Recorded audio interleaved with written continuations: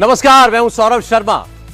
अब तक लोकसभा की 339 सीटों का चुनाव हो चुका है। 164 सीटों पर वोटिंग बाकी है। 369 सीटों को माफ कीजिएगा। 369 सीटों पर मतदान हो जाने के बाद होम मिनिस्टर अमित शाह ने एक नंबर दिया है। अमित शाह का कहना है कि मोदी को 272 सीटें तो आ चुकी। 379 में 272 का मतलब है 72% से ज्यादा स्ट्राइक रेट। अगर आगे के 3 फेज में मोदी ने इसी स्ट्राइक रेट को मेंटेन किया तो 388 सीटें भी आ सकती हैं। 400 पूरा करने के लिए नरेंद्र मोदी के लिए 12 एक्स्ट्रा सीटों की जरूरत होगी। अब आखिरी के 3 फेज के चुनाव वहां होने हैं जहां नरेंद्र मोदी की बैटिंग धुआंधार होती है। यूपी, बिहार, बंगाल, हरियाणा, दिल्ली। मोदी कुछ राज्यों में तो 100% तक का स्ट्राइक रेट मेंटेन कर लेते हैं। अब ऐसे में ये 12 सीटें लाना बहुत मुश्किल तो नहीं है, लेकिन यह है थ्योरेटिकल कैलकुलेशन, कागजी जमा खर्च। मोदी इसे प्रैक्टिकली कैसे कैलकुलेट कर रहे हैं और जहां भी थोड़ी बहुत दिक्कत है वहां किस स्ट्रेटेजी पर चल रहे हैं, यह हम आपको बताएंगे इस रिपोर्ट में।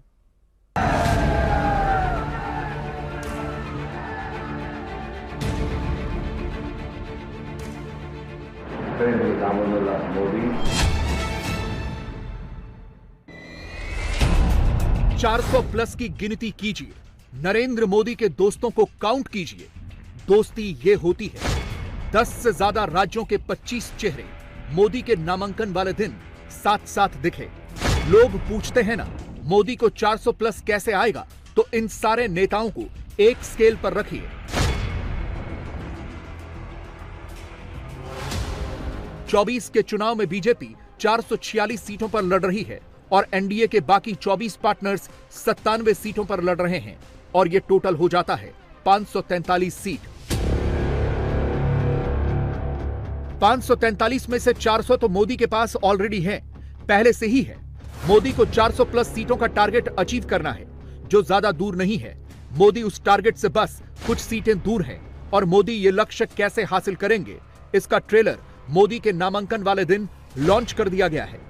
मोदी 400 प्लस में कैसे जाएंगे, इसका जवाब मोदी और मोदी के पार्टनर्स की शक्ति प्रदर्शन वाली इन तस्वीरों में है। 24 का असली नेशनल अलायंस यही है। यह मोदी की विनिंग टीम है जो देशव्यापी है। इसमें उत्तर, दक्षिण, पूरब, पश्चिम चारों दिशाओं का रिप्रेजेंटेशन है। मोदी ने अपने नॉमिनेशन वाले दिन एक ऐसा रेनबो अलायंस बनाया है जिसने 24 में मोदी की हैट्रिक का चांस ऑटोमेटिकली बढ़ा दिया है, इंडी वालों का चांस घटा दिया है। और यह कैसे हुआ है, पहले इसे फ्रेम बाय फ्रेम डिकोड करते हैं।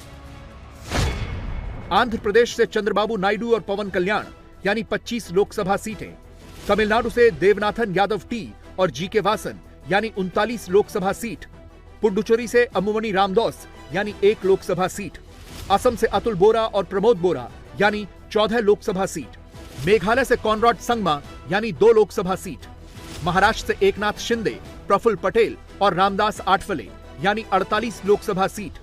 बिहार से चिराग पासवान, जीतन राम मांझी, पशुपति पारस और उपेंद्र कुशवाहा यानी 40 लोकसभा सीट। यूपी से संजय निषाद, जयंत चौधरी, ओम प्रकाश राजभर, अनुप्रिया पटेल और भूपेंद्र चौधरी यानी 80 लोकसभा सीट। केरल से तुषार वेलपल्ली यानी 20 लोकसभा सीट और पंजाब से हरदीप सिंह पुरी यानी 13 लोकसभा सीट। और नामांकन वाले दिन नरेंद्र मोदी के इस देशव्यापी अलायंस वाले रेनबो को मिलाकर स्टेट वाइज सीटों का टोटल नंबर आता है 282 सीट। 14 में बीजेपी को एग्जैक्टली इतनी ही सीटें मिली थी। तो क्या इस बार 3 राउंड पहले ही मोदी 282 सीटें जोड़ चुके हैं? और क्या बाकी के 3 राउंड्स की 164 सीटों में से मैक्सिमम सीटें जीतकर मोदी 400 प्लस का टारगेट अचीव कर लेंगे? इसलिए 2014, 2019 सब रिकॉर्ड इस बार टूटेंगे। मोदी जी फिर एक बार प्रधानमंत्री बनेंगे और 400 पार ये आंकड़ा जाएगा कि जो 400 पार का प्रधानमंत्री जी के द्वारा दिया गया, हम लोग का लक्ष्य सरलता से पार करेंगे। हर राज्य में हमारी ताकत, हम लोग की एकजुटता है। आज भी आपने देखा पूरा एनडीए एक साथ है। आप मुझे कोई एक मंच ऐसा दिखा दीजिए जहाँ पे इंडिया अलायंस के लोग एक साथ ऐसे आए। Confidence which it reflects all of us came together. Andhra Pradesh is a clean sweep for NDA. NDA 400 पार की बात है, 400 पार सीटें मिलेगी और बिहार में 40 में 40 मिलेगा। अब की बार 400 पार करेंगे और भारत का तीसरी बार प्रधानमंत्री बने, यही प्रार्थना करने के लिए आए हैं, शुभकामना देने के लिए आए हैं। ये पूरा मोदी जी की विजय, एनडीए की विजय का ये प्रतीक है। 400 पार सीटें जीतेंगे। पूर्वोत्तर का पूरा सपोर्ट मिलेगी और हर लोगों का दिल में मोदी जी है। ज्यादा मार्जिन लेके मोदी जी यहाँ से ज्यादा मार्जिन लेके जीतेंगे। मोदी और मोदी विरोधियों में एक बहुत बड़ा फर्क है। मोदी देश को परिवार मानते हैं।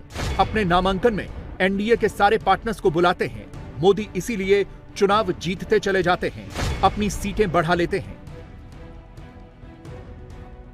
I, Rahul Gandhi, having been nominated as a candidate to fill a seat in the House of the People. जबकि इसके उलट विरोधी गुट के नेता अपने नामांकन में भी of the family, by the family and for the family वाली फिलॉसफी ही अपनाते हैं। राहुल ने वायनाड से नामांकन भरा तो इंडी अलायंस का कोई नहीं था, फ्रेम में प्रियंका ही दिखी। राहुल ने रायबरेली से नामांकन भरा तो यहां भी फैमिली अफेयर ही रहा। सोनिया, प्रियंका, रॉबर्ट वाड्रा और खड़गे, यही 4 लोग दिखे। राहुल के नामांकन में खड़गे के साथ रेवंत रेड्डी रायबरेली पहुंचे क्योंकि प्लेन की जरूरत थी। इंडी अलायंस के अखिलेश को ही ले लीजिए। अखिलेश ने कन्नौज से नामांकन भरा तो वहां भी फैमिली वाले ही दिखे। डिंपल यादव ने मैनपुरी से नामांकन दाखिल किया तो वो भी पूरा फैमिली अफेयर रहा। अखिलेश यादव, रामगोपाल यादव, शिवपाल यादव, इन्हीं का चेहरा दिखा। पटना की पाटलिपुत्र सीट से मीसा भारती ने नॉमिनेशन किया तो वहां भी लालू, राबड़ी देवी और तेज प्रताप यादव के ही दर्शन हुए। बिहार की सारण सीट से जब रोहिणी आचार्य ने नॉमिनेशन भरा तो वहां भी लालू ही मौजूद रहे। यानी मोदी के सारे विरोधी अपने नामांकन में परिवार लेकर पहुंचे, जबकि मोदी अपने पार्टनर्स, अपने दोस्तों के संग पहुंचे। इंपैक्ट तो मोदी ने ही क्रिएट किया। नामांकन के लिए एनडीए के छोटे छोटे सहयोगियों को भी जोड़ा गया। नॉमिनेशन के वक्त प्रधानमंत्री मोदी के प्रस्तावक कौन होंगे, इसका भी खास ख्याल रखा गया। समाज के हर वर्ग को एक मैसेज देने की कोशिश की गई। मोदी के प्रस्तावकों में एक नाम आचार्य गणेश्वर शास्त्री द्रविड़ का है। इन्होंने ही श्री राम मंदिर में रामलला की प्राण प्रतिष्ठा का मुहूर्त निकाला था और ये प्राण प्रतिष्ठा में मुख्य पुजारी भी थे। दूसरा नाम बैजनाथ पटेल का था, जो जनसंघ के समय से बीजेपी के कार्यकर्ता हैं। तीसरा नाम लालचंद कुशवाहा का है, जो ओबीसी वर्ग से आते हैं। और चौथा नाम संजय सोनकर का है, जो वाराणसी भाजपा के जिला महामंत्री हैं और एससी कैटेगरी से आते हैं। बहुत खुशी हुई और ये तो मुझे याद है ही और मैं जानता ही हूँ कि भारतीय जनता पार्टी में कार्यकर्ताओं की इज्जत होती है। उसी लिहाज से आज जो 50 वर्षों के अनवरत प्रयास के बाद एक मौका मिला भाग्य से कि प्रधानमंत्री जी का प्रस्तावक बना, काफ़ी खुशी है। बस केवल हालचाल पूछे, बधाई दिए, इसके बाद अपना पर्चा भरा गया। प्रधानमंत्री जी से मुलाकात हुई, प्रधानमंत्री जी के बगल में बैठा था, बहुत ज़्यादा मैं खुश था और निश्चित तौर पे प्रधानमंत्री जी हम सबको आए, हम लोग का हाल चाल लिए और हम सबके प्रति बधाई दिए, धन्यवाद। निश्चित तौर पे माननीय प्रधानमंत्री जी प्रत्येक मंचों से लगातार ये कहते चले आ रहे हैं, ये कार्यकर्ताओं की पार्टी है और कार्यकर्ता ही सर्वोपरि है भारतीय जनता पार्टी में। नरेंद्र मोदी जब ये कहते हैं कि वो तो 2019 से ही 400 सीटों पर हैं, 24 में तो उन्हें 400 प्लस वाली कैटेगरी में जाना है, तो मोदी यूं ही नहीं कहते। इसके पीछे भी मोदी का एक लॉजिक है। 19 से 24 के बीच वाईएस जगनमोहन रेड्डी और बीजेडी दोनों बाहर से एनडीए के साथ थे। अब की बार फाइट में हैं, तो मोदी ने इसकी भरपाई चंद्रबाबू नायडू और पवन कल्याण से कर ली। यानी 2 छोड़कर गए तो मोदी ने 2 और जोड़ लिए। आंध्र प्रदेश में चंद्रबाबू नायडू की टीडीपी 17 सीटों पर रेस में है। पवन कल्याण की जनसेना पार्टी 2 सीटों पर रेस में है और आंध्र की बाकी 6 सीट पर बीजेपी फाइट में है। यानी टोटल हो जाता है आंध्र प्रदेश की 25 लोकसभा सीटें। इसी तरह उत्तर प्रदेश में पिछली बार एनडीए के खेमे में जयंत चौधरी नहीं थे, ओम प्रकाश राजभर नहीं थे, मगर अब की बार आरएलडी भी मोदी के साथ है, एसबी-एसपी भी मोदी के साथ है। जयंत चौधरी के एनडीए में आने से जाट वोट पूरा का पूरा एनडीए में आया। ओम प्रकाश राजभर के एनडीए में आने से राजभर वोट पूरा का पूरा एनडीए में ट्रांसफर हुआ। और अनुप्रिया पटेल पहले भी एनडीए में थी, अब भी हैं। अब की बार यूपी का कुर्मी वोट भी मोदी के साथ ही है।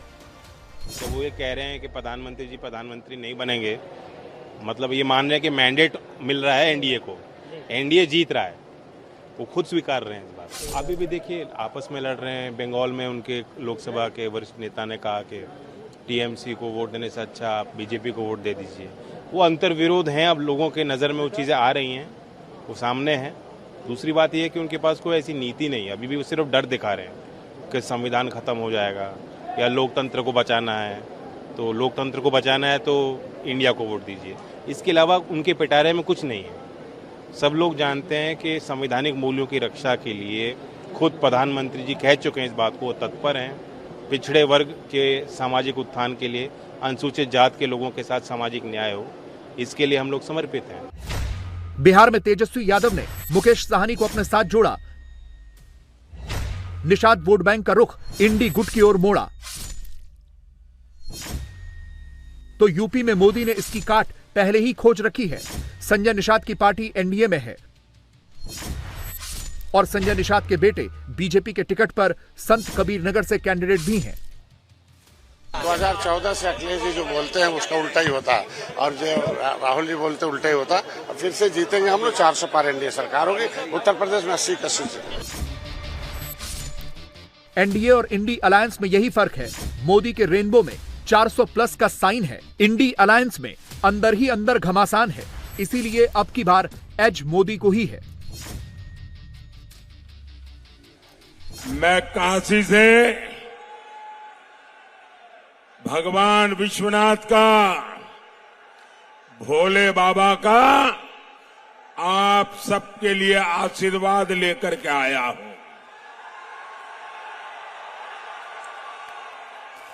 मैं आज काशी में अपना नामांकन दाखिल करने के बाद ये मेरी पहली जनसभा है और मैं देख रहा हूं कि काशी हो या कोडरमा या गिरिडीह, एक ही बात गूंज रही है। फिर एक बार, फिर एक बार, फिर एक बार काशी के लिए मैं पीएम नहीं एमपी हूं। कोडरमा और गिरिडीह वालों को भी यही समझकर वोट डालना है, मोदी ही आपका एमपी है, मोदी ही आपका पीएम है। ज्यादा दिन नहीं बीते, चुनाव के ऐलान से पहले मोदी के विरोधी हर रोज एक टेप बजाया करते थे। कहते थे एनडीए का कुनबा बिखर गया, एनडीए तो चुनाव से पहले ही टूट गया। इंडी अलायंस वाले इस तरह के नैरेटिव गढ़ते थे। लेकिन मोदी के नामांकन में एनडीए का शक्ति प्रदर्शन देखकर मोदी विरोधियों के भी पैरों तले जमीन खिसक गई है। अमित शाह ने तो बाकायदा चौथे चरण के बाद की अपनी रिपोर्ट जारी कर दी है। ऑन कैमरा कह दिया है कि मोदी तो 3 राउंड पहले ही बहुमत हासिल कर चुके हैं, 270 तक पहुंच चुके हैं। मैं आज बंगाल के लोगों को, वन गांव के लोगों को कहने आया हूं, 4 चरण पूरे हो गए हैं, 380 सीटों का चुनाव पूरा हो गया है। बंगाल में 80 सीटों का चुनाव पूरा हो, 18 सीटों का चुनाव पूरा हो गया है। आज मैं बताकर जाता हूं, ये 380 सीट में मोदी जी 270 सीट लेकर पूर्ण बहुमत प्राप्त कर चुके हैं और आगे की लड़ाई 400 पार करने की है। बनगांव वालों बताओ, 400 पार कराओगे क्या? जोर से बोलो, कराओगे क्या? बंगाल में 30 से ज्यादा सीटें जिताओगे क्या? काशी से लेकर कोडरमा तक मोदी का इंपैक्ट साफ साफ दिख रहा है। इंडी अलायंस को भारी डैमेज होने का डर सता रहा है। इसलिए अब राहुल से लेकर अखिलेश और ममता बनर्जी ये सब मिलकर अलग अलग नंबर्स घुमा रहे हैं। राहुल 180 से 150 सीटें गिना रहे हैं। अखिलेश यूपी की 80 में से 79 सीटों पर मोदी को हराने का दावा कर रहे हैं। 4 चरणों का चुनाव हो चुका है और जो साथी जानकार होंगे वो जानते होंगे कि भाजपा अब नीचे जाती जा रही है और भाजपा का ग्राफ गिरता जा रहा है। ये 4 चरणों की जीत और इस बार झांसी के लोग भारतीय जनता पार्टी की विदाई की झांकी की तैयारी कर रहे हैं। आपका यहां पे नरेंद्र मोदी ने अमित शाह ने बेवकूफ बनाया है। ये सच्चाई है भाई और बहनों। टेम्पो लिए घूम रहे हैं सारे बीजेपी के लोग। आपने बहुत सहा है। अरबपतियों की सरकार नहीं चाहिए, हिंदुस्तान की सरकार चाहिए, तिरंगे की सरकार चाहिए, इंडिया गठबंधन की सरकार चाहिए। रही बात ममता बनर्जी की, तो वो अब एक दूसरा ही नंबर बता रही हैं। 4 चरणों की वोटिंग के बाद एनडीए और इंडी गुट दोनों का आंकड़ा बता रही हैं। ममता बनर्जी का दावा है कि बीजेपी 195 से 200 सीटों पर रुक जाएगी। इंडी अलायंस 295 से 315 सीटों तक पहुंच जाएगा। এবার যদি জিজ্ঞেস করেন দিদি খবর কি আছে কিছু, আমি বলি হ্যাঁ খবর আছে, জব্বর খবর। খবরটা কি না, তো এবার হাওয়া বদল হচ্ছে। হাওয়া বদল মানে কি? হাওয়া বদল মানে 420 গ্যারান্টি বদল হচ্ছে। ভালো করে জেনে রাখুন। কেউ ভয়ে বলতে পারছে, কেউ পারছে না। এখনো পর্যন্ত যা মোটামুটি এসছে 4th পেজ হয়ে গেছে, তাতে 195 থেকে 200-র মধ্যে বিজেপি বড় জোর হলে থাকতে পারে, আর ইন্ডিয়া জোট পাবে 295 থেকে 315। অর্থাৎ বলে বেড়াচ্ছে ইসবার 400 পার, আমি বলি ইসবার পগার পার। इंडी गुट के दावों के उलट एक रियलिटी चेक ये भी है कि ग्राउंड जीरो पर अलग अलग लोकेशन पर अलग अलग राज्यों में अलग अलग सीटों पर नंबर गेम भी मोदी के ही फेवर में है।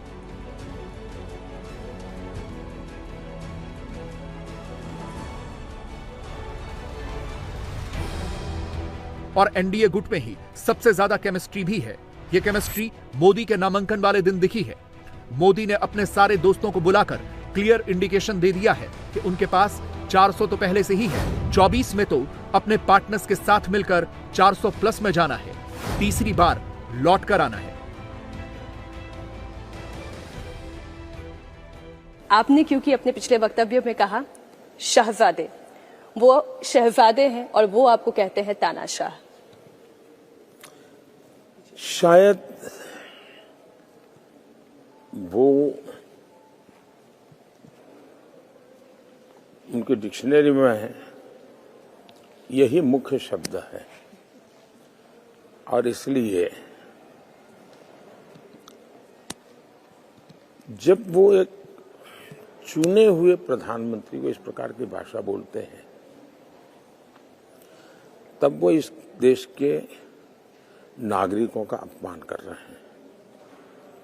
वे इस देश के मतदाताओं का अपमान करते हैं। क्या भारत के मतदाता ऐसे हैं कि किसी तानाशाह को देश दे दे? भारत के मतदाता इतने समझदार हैं कि तानाशाही का एक कृत्य इस देश में 1975 में हुआ तो 2 साल के भीतर भीतर इस देश ने उस तानाशाही को उखाड़ करके फेंक दिया। भारत के लोगों के रगों में लोकतंत्र है, और इसलिए कोई कहें कि भारत की जनता ऐसी अबूझ है कि वो डिक्टेटरों को चुनती है, तो ये भाषा मोदी को गाली नहीं है, ये देश के कोटि कोटि मतदाताओं को गाली है। और दूसरा, एक ऐसा व्यक्ति जो लगातार रिकॉर्ड मेजोरिटी से लंबे काल तक इस देश के एक महत्वपूर्ण राज्य का मुख्यमंत्री रह के आया। एक ऐसा व्यक्ति जो लगातार 10 साल के देश की जनता उसको चुनाव में जीता रही है। इसका मतलब कि आप मोदी का अपमान नहीं कर रहे हैं, आप भारत के लोगों की समझदारी का अपमान कर रहे हैं। भारत का लोगों का लोकतंत्र के प्रति जो कमिटमेंट है उसका अपमान कर रहे हैं। अब इसका जवाब तो जनता दे देगी, लेकिन प्रधानमंत्री जी अपने इतने व्यस्त शेड्यूल में से आपने इंडिया टीवी के लिए समय निकाला। मैं आपके दर्शकों को भी मेरा प्रणाम कहता हूं और आपके दर्शकों से मेरा यही आग्रह होगा कि लोकतंत्र में चुनाव एक महापर्व होता है और इस महापर्व में आपका हर एक का एक वोट वो लोकतंत्र का गहना बन जाता है, लोकतंत्र की शोभा बढ़ाता है और देश की शान बढ़ाता है। मैं सभी मतदाताओं से आग्रह करूंगा, आपको जो मर्जी पड़े, जहां मर्जी पड़े, वोट दीजिए, वोट अवश्य दीजिए। मैं देश के फर्स्ट टाइम वोटरों को कहूंगा कि आप देश के लिए वोट कीजिए, जिसमें आपको लगता है कि आपका भविष्य सुरक्षित हो।